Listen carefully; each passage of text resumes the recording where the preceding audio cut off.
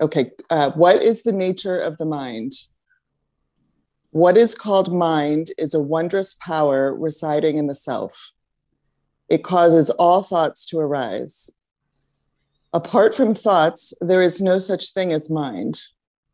Therefore, thought is the nature of mind. Apart from thoughts, there is no independent entity called the world. In deep sleep, there are no thoughts, and there is no world.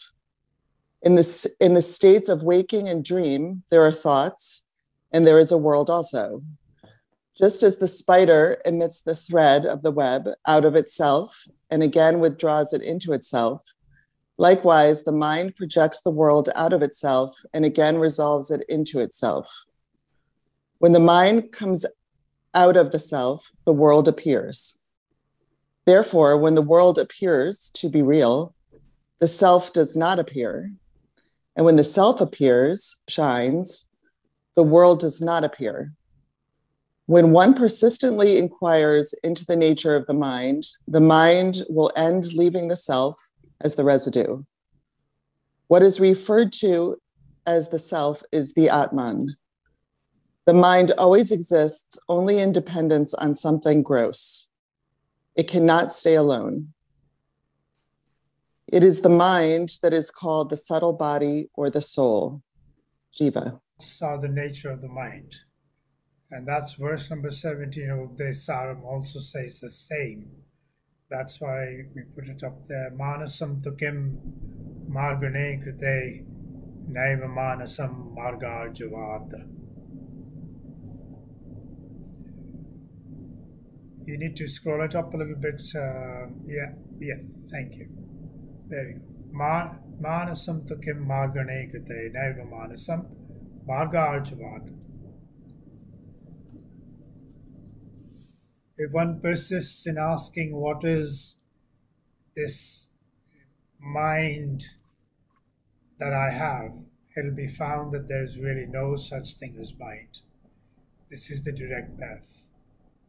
Mind is but thought forms. Mind is not an entity, it's not a viscera, it's not an organ like brain. Brain is where the intellect sits. Mind is where all the thoughts are all the time exploding, ceaselessly. What the individual all along has thought was his mind turns out to be nothing other than his self. I define myself with my thoughts.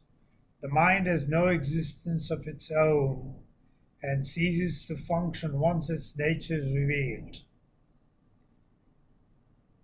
To keep one's attention on the self is the direct way to know the mind. This is the Jnana Marga or Vichara.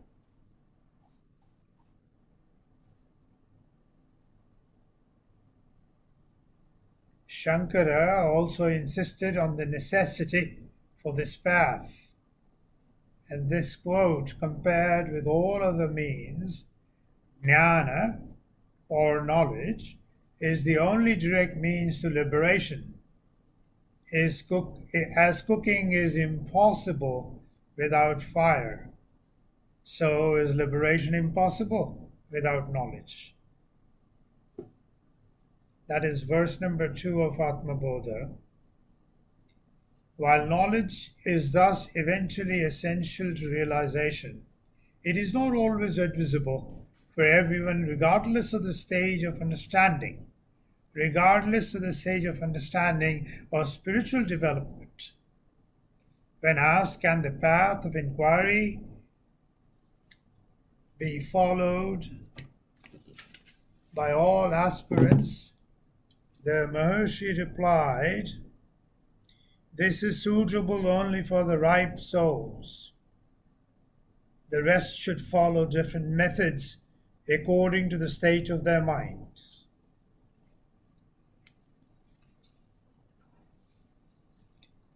So the previous paragraph where Shankara says is verse number 2 of Atmabodha, where he says no matter whatever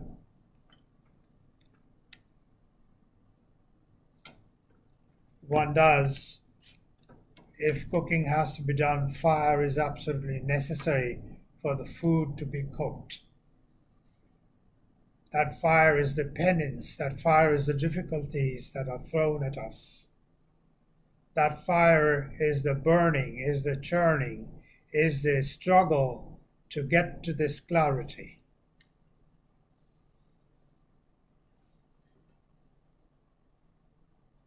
If you eliminate the mind, which is a tall order, but if you practice diminishing the mind all the time, we can get to that. Yes, Agree with you, Francis. Randhu. Yes. So we've talked about this a little bit, and you know the idea of worship as opposed to the idea of bhakti versus jnana, and I've shared with you that I was counseled that this love for Jesus may be getting in the way of because there's two with the love, and I know Ramana loved God, but we're talking about eliminating any duality. The seer is the seen. So I did want to quickly mention, and I'll let you answer that. I always go back to his words, Jesus's words, and I see, lately that it's easier for a camel to make it through the eye of a needle than for a rich man to make it to the kingdom of heaven. And this is my experience. And then the other part of it is on the other side, when he said to the Samaritan, if you drink from this cup, you will thirst no more. So what you're saying is there's the treasure beyond anything, beyond, as Buddha said. So, but I wanted to just ask you about this devotion. I know you are an Achala, you love Ramana. So you know what it's like to love God with all your heart. But who am I to love God? So I think if I call out the question from your comment, the question is, how do I practice bhakti, though I know that it's easier for a camel to pass through the eye of a needle than for a rich man to pass through the gates of heaven? So there's a dichotomy that is making me seek this clarity as to where am I in this? Is that the question? Or what is my devotion? How do I recognize my devotion? Is that the question, Francis? Yes. I think, do you have to drop even the avatar? Okay, I think the question is simple and yet very complex, but this is the way to look at it in my limited understanding. As a devotee of Bhagwan Raman Maharshi, a staunch devotee of Bhagwan, my only clarity is that I don't have to change anything if I can be detached from it. So if I'm attached to something, I should first recognize my attachment to it. Said I can begin to see my attachments. I must be able to recognize that is my responsibility, that is my free will. And oh, no doubt we can always theoretically argue even free will is not mine. Just as you said, who is it who loves Ramana, or who is it that loves Arunachala? Ramana loved Arunachala. And people did question him on that. And we would come to that in a moment. But if I can be detached from first my attachments, your personal faith, and say, wow, what a wonderful thing you did for me. now this is becoming clearer to me that I have to be detached from it. You are helping me detaching from it by taking it away from me in your own way. Similarly about my devotion, that is my Ramana's devotion. When Ramana was challenged by Professor Hafiz Sayed, that Bhagwan, you tell us that we should be totally non-dual. We should have no externalizations at all. But here you are, you worship and you love Arunachala. So why do you love? And Bhagwan was very jovially just said that if you all love me, won't you give me at least that much liberty to love Arunachala? No doubt then he went on to elaborate that even my love is unknown to me. Just as my coming to Arunachala from my home when I was 16 years old, having reached here in 2.5 days, without even knowing how to get here, as if a current was dragging me here. I was just drawn. If I'm unattached in my mind and in my heart, then duality goes away. Then we don't have to even debate, we don't doubt who is the worshipper, because that's the ultimate stage. When I think who is the worshipper here, I would be merging with the self at that moment. Then the self would say, yes, you are mine. Illusions are part of this creation, so purposeful. Yes, Shweta, again, thank you. That is so true. Yes, Sandra, you were going to say something. Thank you so much. During the meditation, sorry to be taking so much time, but I'm receiving a lot of clarity today. During the meditation, it came to me that it's all love. It's all love.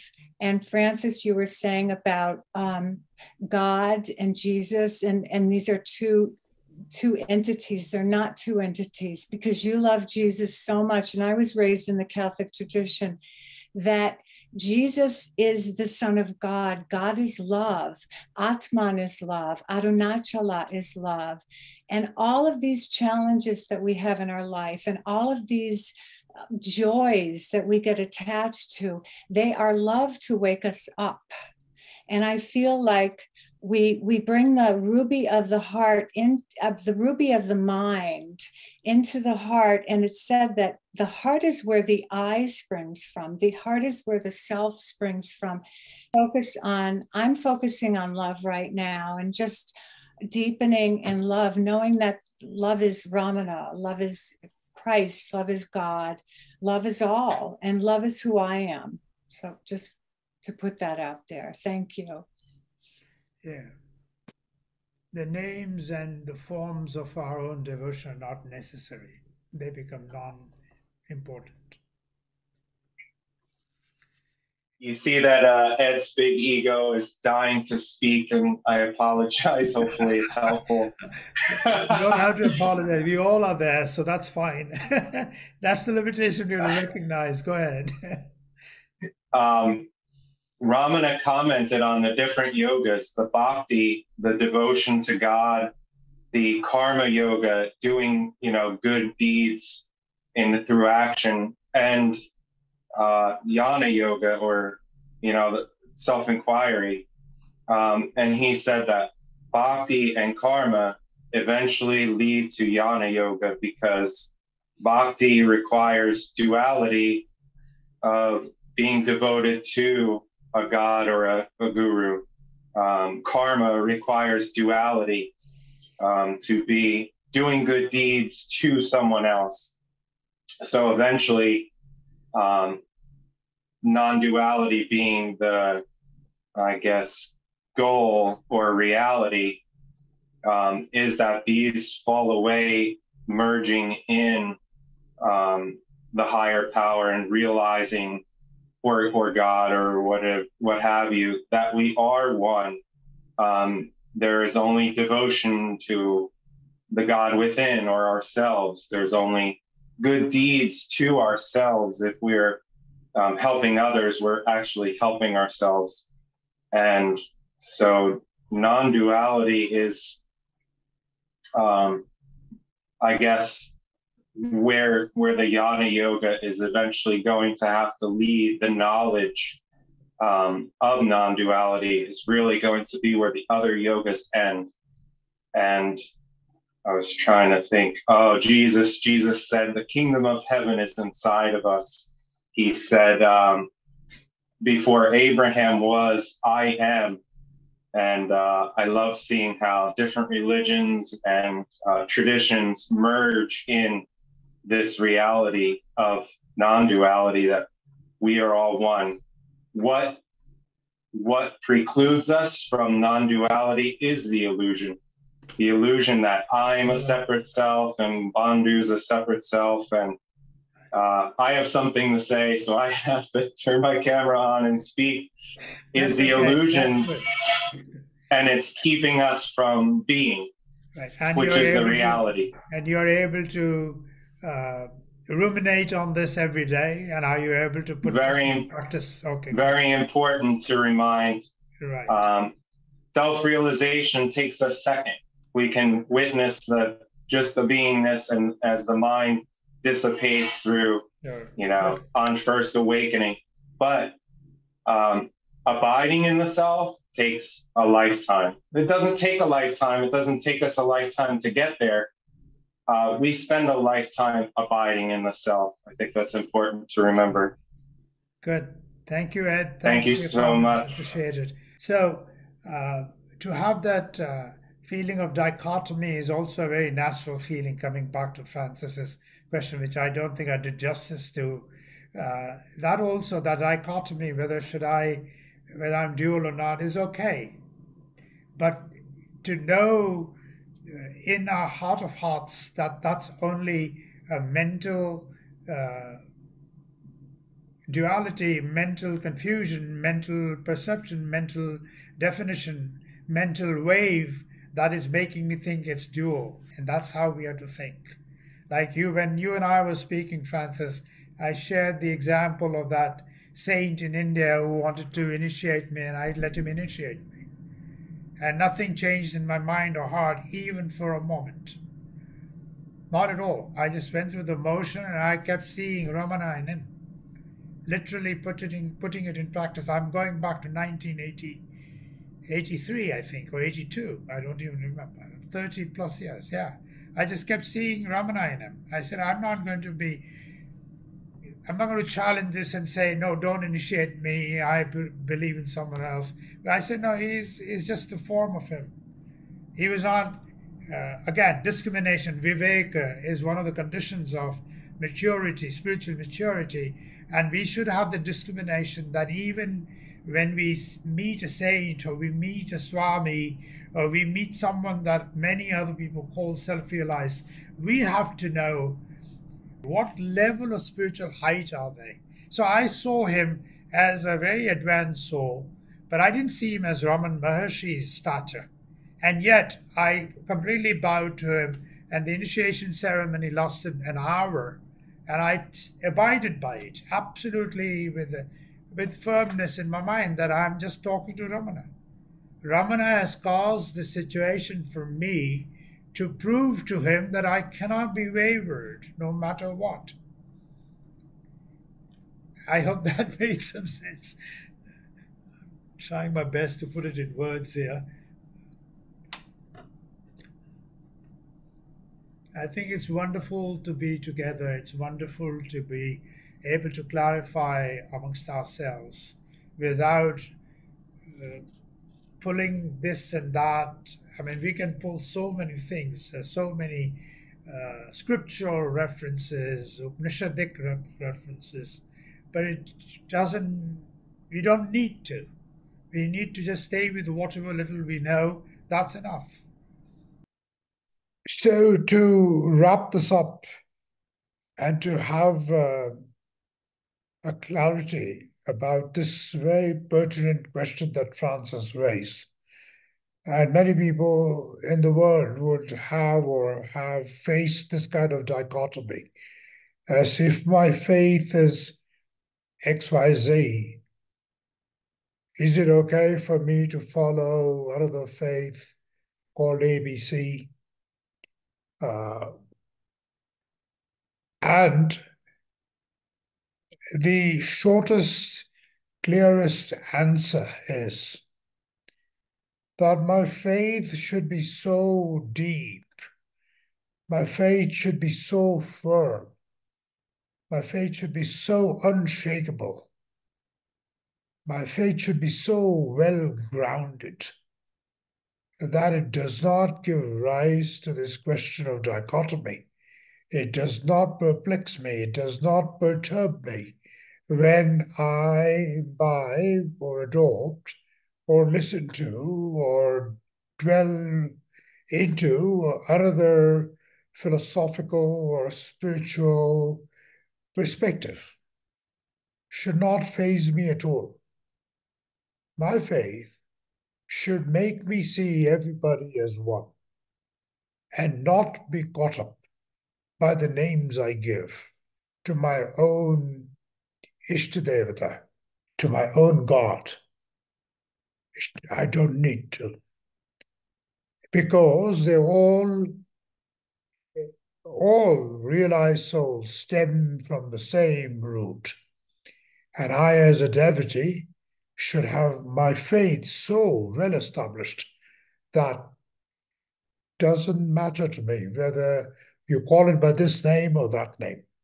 That's why when a philosophical or religious or non-dualistic opinion is attacked, which happens pretty often, as you all may know, there is no need to respond to it, because the weaker minds would talk about it. And let's make ourselves so firm, so firmly established, become nishtha, firmly established in my faith. And then this question or this obfuscation, confusion would vanish. Just as when we inquire into the nature of the mind leaves us, as Bhagavan has said. If you look into the nature of your mind, you shall find out it is nothing but just a bundle of thoughts and thought forms. So drop any thoughts about my own faith or thought forms about it. That's about it. Thank you, everybody, for a lovely contribution. I think it was a very, very potent, meaningful dialogue between devotees. And that's all we need to do. Thank you once again, Arunachala. And we shall continue. Thank you. Thank you very much, Banduji. I just want to say that, Banduji, I just want to say that I have become so attached to this satsang. I really love it. And thank you very much for having me. It's wonderful. The attachment is growing each time. I hope this attachment will bring detachment. Yeah, okay. Thank you, everybody. I'm just going to chant my favorite chant of Hridaya that Bhagavan wrote. It takes only 1 minute. Hridaya kuhar madhye kevalam brahmamatram hayahamahmidi sakshat atmarupena bhati hridhi vishamanasatsvam chinvata machatava pavanachalana rodhat atmanishto bhavatvam pavanachalana rodhat atmanishto bhavatvam atmanishto bhavatvam. Arunachala. That's wonderful. Thank you so much. Arunachala.